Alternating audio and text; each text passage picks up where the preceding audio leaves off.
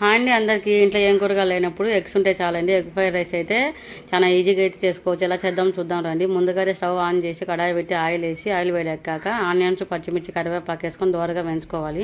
అవి వేగిన తర్వాత 5 కోడిగుడ్లను అయితే తీసుకొని కోడిగుడ్లను అయితే వేసుకొని పచ్చివాసన పోయేంత వరకు వేయించుకున్నాను. ఇక్కడ వచ్చేసి అవి వేగాక కోడిగుడ్డు సాల్ట్, పసుపు అయితే వేసుకొని 2 నిమిషాల పాటు అయితే వేయించుకున్నాను. ఇక్కడ వచ్చి అవి వేగాక అల్లం వెల్లుల్లి పేస్టు, ధనియాల పొడి, కారం పొడి, కొద్దిగంత గరం మసాలా అయితే వేసుకొని వేయించుకున్నా.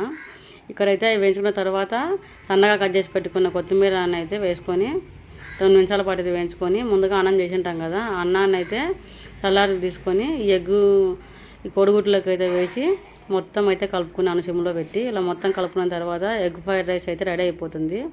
చాలా ఈజీగా అయితే అయిపోతుందండి. ఎక్కువ కారంగానే అనిపించదు, పిల్లలు కానీ చాలా ఇష్టంగా అయితే తింటారు.